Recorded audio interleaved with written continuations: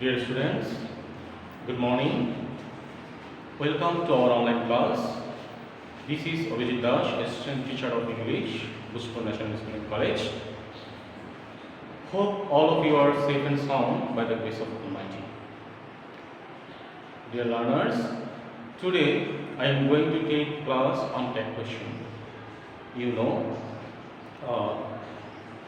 it is a very easy topic and all of you have the chance to get 5 marks in this topic.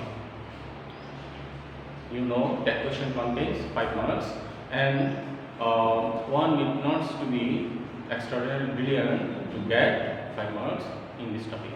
So, not elaborating anymore, let's go to the topic. Tag question. First of all, we have to know what is tag question. Tag question এ অর্থটা কি?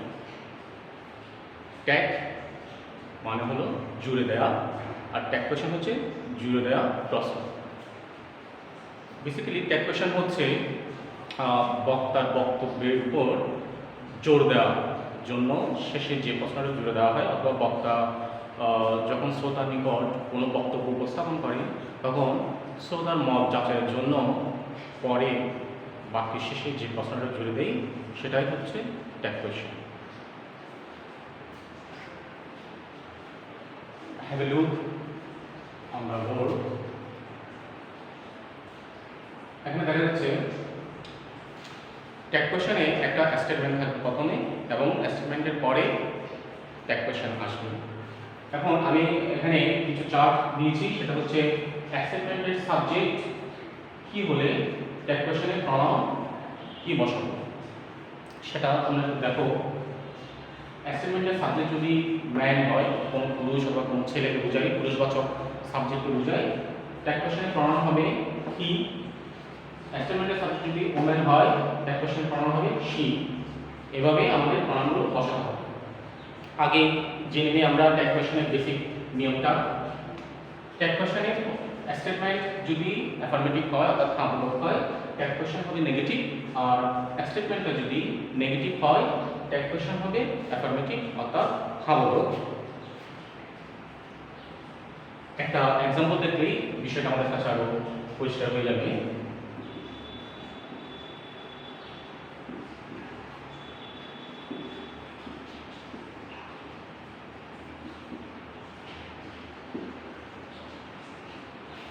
শিক্ষার্থীরা তোমরা এখানে দেখতে পাচ্ছ, এখানে একটা statement দেওয়া আছে রানা ইজ এ স্টুডেন্ট এবং এরপরে আমাদের ট্যাগ কোয়েশ্চেন বসানো হবে।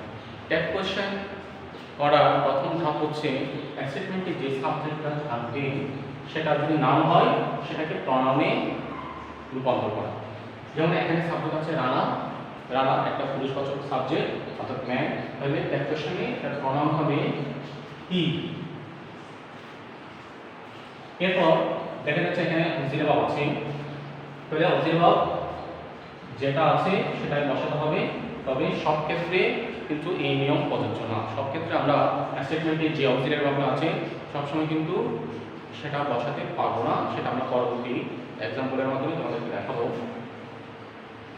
তো এখানে দেখা যাচ্ছে অক্সিলারি ভার্ব ইজ আছে, তাই অক্সিলারি ভার্ব এখানে ইজ বসালাম।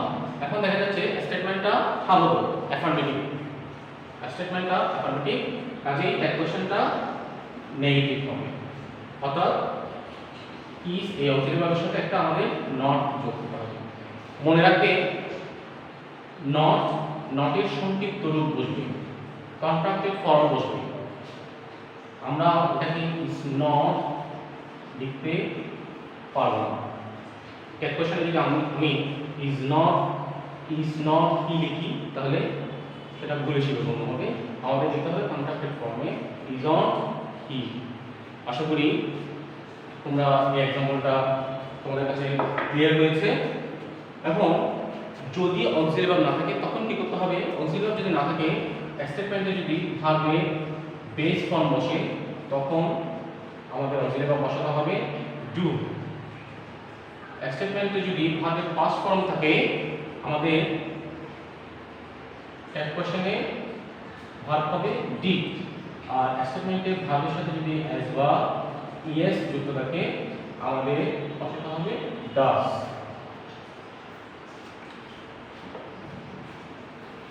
আরো কিছু एग्जांपल লক্ষ্য করলে বিষয়টা তোমাদের কাছে ক্লিয়ার হবে।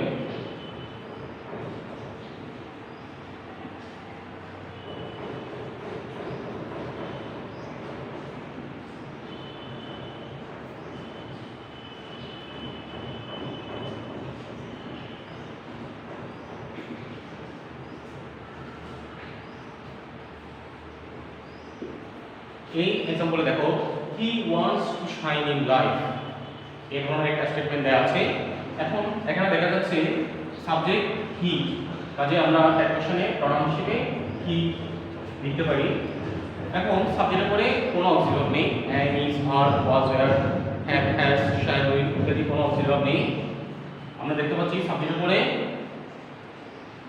মেইন ভার্ব দেয়া আছে, প্রিন্সিপাল ভার্ব দেয়া আছে এবং এই ভার্বটা প্রেজেন্ট ফর্মে আছে এবং এই ভার্বের সাথে এস বাই এস যুক্ত আছে। কাজে আমাদেরকে এখানে কোশ্চেনে ভার্ব বসাতে হবে ডাস এবং স্টেটমেন্টে যেহেতু নাবোধক আছে কোশ্চেনটা নাবোধক হবে, অর্থাৎ এটার সাথে নট যোগ করতে হবে। কাজেই he wants to shine in life doesn't হি।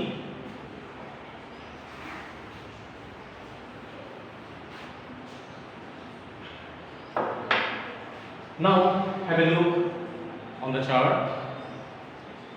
এখানে দেখা যাচ্ছে স্টেটমেন্টের সাবজেক্ট যদি ম্যান হয় দ্যাট কোশ্চেনের প্রনাউন হবে হি। স্টেটমেন্টে যদি ওমেন সাবজেক্ট যদি ওমেন হয় দ্যাট কোশ্চেনের প্রনাউন হবে শি। গড অথবা আল্লাহ থাকলে হি হবে এবং হি এর এক্সটা ক্যাপিটাল লেটার হবে। যে কোনো ধরনের বডি, সেটা সামবডি, এভরিবডি, নোবডি থাকলে দ্যাট কোশ্চেনের প্রনাউন হবে দে।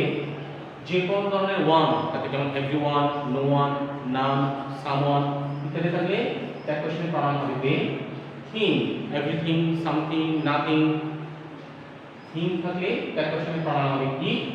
অল থাকলে প্রনাউন হবে হি, কিন্তু অল এর সাথে নাউন থাকলে প্রনাউন হবে দে। যেমন আমি যদি বলি all is well, all is well, তাহলে দ্যাট কোশ্চেন হবে অল যেহেতু আছে দ্যাট কোশ্চেনের প্রনাউন হবে ইট। অক্সিলারি ভার্ব ইজ আছে, ইজ বসাতে পারি আমরা এবং এটা যেহেতু হলো এটাকে দ্যাট কোশ্চেন করতে হবে নাউন করে, এর আনসার হবে ইজ অনলি। কিন্তু অল প্লাস নাউন থাকলে প্রনাউন হবে দে। যেমন আমি যদি বলি all books are my favourite, তাহলে দেখা যাচ্ছে অল এর সাথে একটা নাউন যুক্ত আছে। কাজে আমরা এখানে প্রনাউন হিসেবে ইট লিখতে পারি না, যেহেতু অল এর সাথে নাউন থাকলে দ্যাট কোশ্চেনের প্রনাউন হবে দে। কাজে আমাদের এখানে লিখতে হবে দে। এখন অক্সিলারি আছে আর, কাজে আর বসবে এবং স্টেটমেন্টে যেটা হলো দ্যাট কোশ্চেন হবে নাউন আর দে। আশা করি এই নিয়মটা তোমাদের কাছে ক্লিয়ার হয়েছে। Dear learners, let us learn some basic rules of that question. Rule number 1: if there are particular words such as hardly, seldom, rarely, scarcely, few, little, etc. in a sentence, the sentence will be negative and so the question will be affirmative. Suppose I have written an example: he hardly comes here. He hardly comes here. সে এখানে আসে না বললেই চলে। এখন দেখো এখানে যেহেতু hardly এই শব্দটা আছে, কাজেই সেন্টেন্সটা নেগেটিভ হিসেবে ধরতে হবে। এখন এই সেন্টেন্সটা যেহেতু অর্থাৎ স্টেটমেন্টটা যেহেতু নাবোধক আছে, দ্যাট কোশ্চেনটা হবে হাবোধক। আমি আগেই বলেছি hardly, scarcely, rarely, seldom, few, little ইত্যাদি থাকলে সেন্টেন্সটি নাবোধক হবে, তাই দ্যাট কোশ্চেন হবে হাবোধক। এখন শিক্ষার্থীরা এখন এখানে দেখা যাচ্ছে এই সেন্টেন্সে হার্ডলি শব্দটার উপস্থিতি আছে, কাজেই সেন্টেন্সটা নাবোধক, কাজেই দ্যাট কোশ্চেন হবে হাবোধক। এখন এই সেন্টেন্সের সাবজেক্ট হি, কাজেই আমরা দ্যাট কোশ্চেনে প্রনাউন হিসেবে কি লিখতে পারি। এবং এখন দেখা যাচ্ছে এখানে অক্সিলারি ভার্ব নেই। আমি আগে বলেছি অক্সিলারি ভার্ব না থাকলে আমরা ভাব হিসেবে কি বসাবো সেটা আগেই তোমাদের দেখিয়েছি। এখন এই মূল ভাবটা আমাদের প্রেজেন্ট ফর্মে দেওয়া আছে, বেস ফর্মে দেওয়া আছে এবং ভাবের সাথে অ্যাজ বাই আছে। ভাবের সাথে অ্যাজ বাই থাকলে আমরা কি বসাবো? ডাস।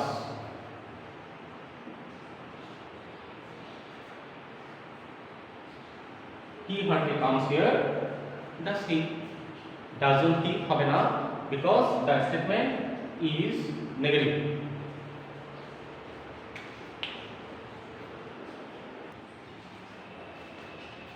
Dear learners, এই ধরনের আরো একটা एग्जांपल হচ্ছে a barking dog seldom bites. A barking dog seldom bites এই সেন্টেন্সও দেখা যাচ্ছে seldom শব্দটা আছে, কাজেই সেন্টেন্সটা নেগেটিভ, কাজেই ট্যাগ কোশ্চেন হবে affirmative. A barking dog subject ইতর প্রাণী, ইতর প্রাণী থাকলে ট্যাগ কোশ্চেনের প্রনাউন হবে ইট। এখন এখানে দেখা যাচ্ছে কোনো অবজেক্টিভ নেই, মূল ভাবটা প্রেজেন্ট ফর্মে আছে এবং এর সাথে অ্যাজ বা ইএস যুক্ত আছে। মূল ভাবের সাথে অ্যাজ বা ইএস যুক্ত থাকলে আমরা জানি ভাব হিসেবে ডাস বসে। কাজেই a barking dog seldom bites. Does it?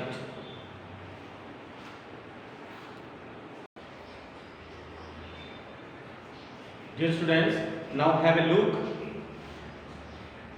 on the second rules. শিক্ষার্থীরা দ্বিতীয় রুলে দেখা যাচ্ছে as well as along with accompanied by ইত্যাদি দ্বারা দুটি সাবজেক্ট যুক্ত হলে প্রথম সাবজেক্ট অনুযায়ী ভার্ব হবে এবং ট্যাগ কোশ্চেনে প্রথম সাবজেক্টটির প্রনাউনটি বসাতে হবে।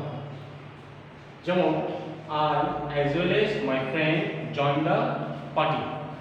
আমি এবং আমার বন্ধু পার্টিতে যোগ দিয়েছিলাম। এখন as well as দ্বারা যেহেতু এখানে দুটো সাবজেক্ট যুক্ত হয়েছে, একটা I এবং একটা my friend, সেহেতু কোন সাবজেক্টটাকে আমরা ট্যাগ কোশ্চেনের প্রনাউন হিসেবে ধরে নেব। যেহেতু আমাদের নিয়মে বলা আছে as well as along with accompanied by ইত্যাদি প্রিপোজিশনাল ফ্রেজ দ্বারা যদি দুটি সাবজেক্ট যুক্ত হয় প্রথম সাবজেক্ট অনুযায়ী ভার্ব হবে এবং ট্যাগ কোশ্চেনে বসবে। ট্যাগ কোশ্চেনে প্রথম সাবজেক্টটি প্রনাউন বসাতে হবে। তাহলে প্রথম সাবজেক্ট I এবং এখানে মূল ভাবটি ফার্স্ট ফর্ম দেওয়া আছে, কাজেই আমরা জানি মূল ভাবে ফার্স্ট ফর্ম দেওয়া থাকলে ট্যাগ কোশ্চেনে ভার্ব হয় ডিড। আর এই সেন্টেন্সটি স্টেটমেন্টটি যেহেতু হাবোধক আছে ট্যাগ কোশ্চেন হবে নাবোধক, অর্থাৎ এর সাথে নট যোগ করতে হবে। Didn't I. একই ধরনের আরেকটা एग्जांपल দেওয়া আছে হি along with his family members went there. সে এবং তার পরিবারের সদস্যরা সেখানে গিয়েছিল। কাজে along with দ্বারা এখানে দুটো সাবজেক্ট যুক্ত আছে, কাজে ট্যাগ কোশ্চেন আমরা কোন সাবজেক্টের প্রনাউন বসাবো সেটা বুঝতে আমাদের অসুবিধা হওয়ার কথা না, কারণ আমাদের রুলে বলা আছে along with দ্বারা যদি দুটো সাবজেক্ট যুক্ত হয় প্রথম সাবজেক্ট অনুযায়ী ট্যাগ কোশ্চেন প্রনাউন হবে। প্রথম সাবজেক্ট এখানে আছে হি, কাজে আমরা কি বসালাম এবং দেখা যাচ্ছে এখানেও মূল ভাবটি ফার্স্ট ফর্ম দেওয়া আছে, কাজে এখানে আমরা ডিড বসাবো এবং এই স্টেটমেন্টটা যেহেতু হাবোধক আছে ট্যাগ কোশ্চেন হবে নাবোধক ডিডন্ট হি। আশা করি 2 নম্বর রুলটিও তোমাদের কাছে ক্লিয়ার হয়েছে।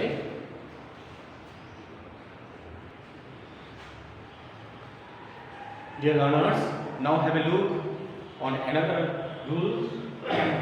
rule of the question, and this is if two subjects are joined by some correlative conjunctions such as either or, neither nor, or not only but also, the pronoun and the verb should be chosen according to the second subjects. যদি either or, neither nor, not only but also ইত্যাদি দ্বারা দুটি subject যুক্ত হয় তখন pronoun এবং verb বসাতে হবে দ্বিতীয় সাবজেক্ট অনুযায়ী। যেমন এখানে দেখো either he or his brothers have done the work. হয় সে এবং তার ভাইরা এই কাজটি করেছে। তখন এখানে either or দ্বারা দুটি সাবজেক্ট যুক্ত আছে, এটা হচ্ছে he এবং অন্যটা his brothers। তাহলে আমাদের প্রনাউন বসাতে হবে দ্বিতীয় সাবজেক্ট অনুযায়ী। এখন এখানে দ্বিতীয় সাবজেক্ট দেখা যাচ্ছে his brothers carefully look at the white board. His brothers এটা কিন্তু প্লুরাল সাবজেক্ট, কাজেই সাবজেক্ট যদি অ্যাসাইনমেন্টের সাবজেক্ট যদি প্লুরাল হয় প্রনাউন হবে দে, এবং এখানে অবজেক্ট দেওয়া আছে হ্যাভ, কাজে আমরা হ্যাভ বসাতে পারি। এবং স্টেটমেন্টটা যেহেতু হ্যাঁ বোধক আছে, ট্যাগ কোশ্চেন হবে নাম বোধক হ্যাভন্ট দে। আশা করি এই রুলটাও আমাদের কাছে ক্লিয়ার হয়েছে।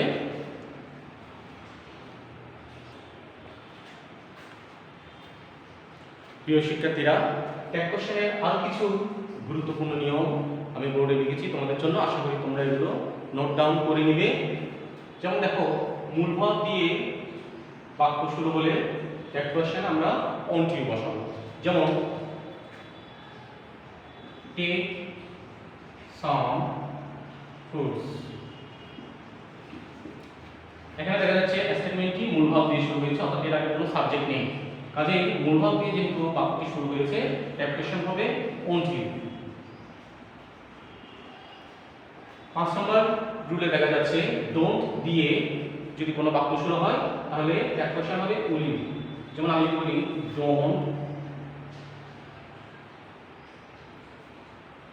West your time, don't waste your time. এখানে দেখা যাচ্ছে এই স্টেটমেন্টটি ডোন্ট দিয়ে শুরু হয়েছে, কাজে আমরা ট্যাগ কোশ্চেনে বসাবো উইল ইউ।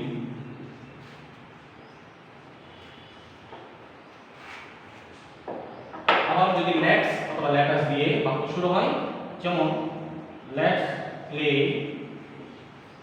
ফুটবল, লেটস অথবা লেটাস দিয়ে যদি বাক্য শুরু হয় ট্যাগ কোশ্চেন হবে শ্যাল উই। আবার লেট প্লাস অন্যান্য কোনো প্রনাউন অথবা পারসন দিয়ে যদি বাক্য শুরু হয় তাহলে হবে উইল ইউ।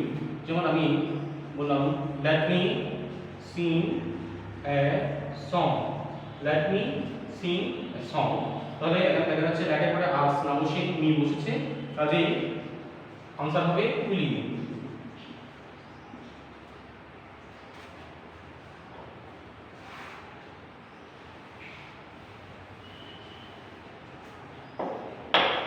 8 নম্বর নিয়মে দেখা যাচ্ছে সকল প্রকার উইশের জন্য ডোন্ট আসবে।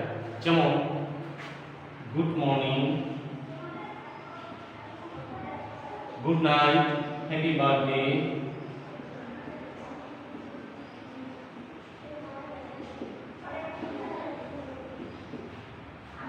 গুড মর্নিং, হ্যাপি বার্থডে এ ধরনের যদি কোনো উইশিং ফ্রেজ থাকে তখন ট্যাগ কোশ্চেনে আমরা বসাবো ডোন্ট হ্যাভ। কারণ গুড মর্নিং এই ফ্রেজটাকে যদি আমি পূর্ণ বাক্যে পরিণত করতে যাই তাহলে এটা আসলে বলা উচিত I wish you good morning, কাজে এখানে দেখা যাচ্ছে সাবজেক্ট হিসেবে আই আছে এবং উইশ যেহেতু বেস ফর্ম, কাজে ট্যাগ কোশ্চেনে ভার্ব হবে do. So good morning don't have, happy birthday don't have, congratulations don't have, good night don't have. Rule number 9, দেখো সকল প্রকার প্রবাদ বাক্যের জন্য রিজনটি হবে। প্রবাদ বাক্য যেগুলো আসবে সেগুলো তোমরা সাধারণ নিয়মেও করতে পারো অথবা ইজনজিট দিয়েও করতে পারো। যেমন আমি যদি বলি empty vessels sound much, তাহলে খালি কলসি বেশি বাজে, এটা একটা প্রবাদ বাক্য, কাজেই প্রবাদ বাক্যের জন্য আমরা ইজনজিট বসাতে পারি। এটা তোমরা অন্য নিয়মও করতে পারো। empty vessels যেহেতু সাবজেক্টিভ প্লুরাল আমরা প্রনাউন হিসেবে বসাতে পারি, আর সাউন্ড যেহেতু ভার্বের বেস ফর্মে আছে আমরা ভার্ব হিসেবে ডু বসাতে পারি, এবং এটা যেহেতু হামদক তাহলে ট্যাগ কোশ্চেনটাও নাও হবে।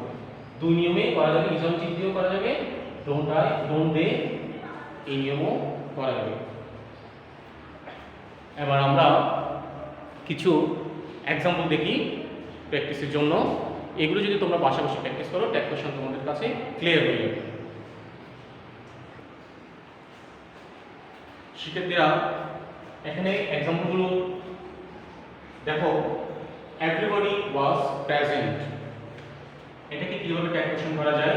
আমরা আগেই বলেছি বডি, সাবজেক্ট হিসেবে যদি যে কোনো বডি, যেমন এভরিবডি, সামবডি, নোবডি ইত্যাদি দেওয়া থাকে, তাহলে ট্যাগ কোশ্চেন প্রনাউন হবে দে। কাজে এখানে যেহেতু এভরিবডি আছে, আমরা প্রনাউন বসাবো দে, এবং অক্সিলারি ভার্ব আছে ওয়াজ।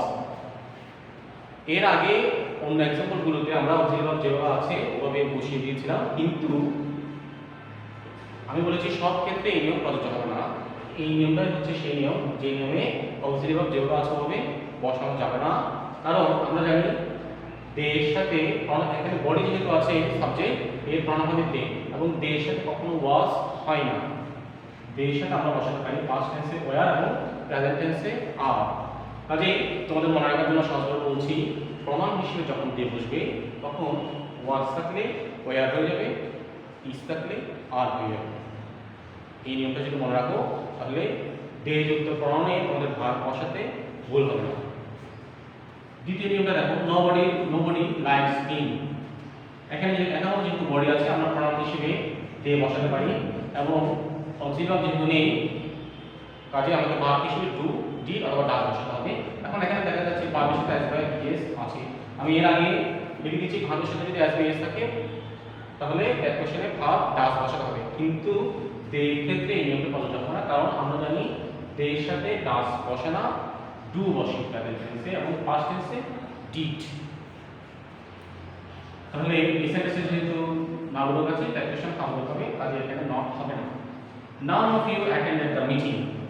এখানেও যেহেতু ওয়ান শব্দটা আছে, কাজে দে হওয়ার কথা, কিন্তু একটা জিনিস মনে রাখবে, নান এর পরে যখন অফ হবে, তখন অফের পরে যদি কোনো পার্সন দেওয়া থাকে অথবা কোনো প্রনাউন দেওয়া থাকে, তখন ওই প্রনাউন অনুযায়ী ট্যাগ কোশ্চেনে প্রনাউন বসবে। যেমন এখানে অফের পরে ইউ আছে, কাজে এখানে ওয়ান থাকা সত্ত্বেও দে না বসে আমাদের ইউ বসাতে হবে, এবং নান অফ আস থাকলে ই বসাতে হবে, নান অফ দ্যাম থাকলে দে বসাতে হবে, নান অফ ইউ থাকলে ইউ বসাতে হবে।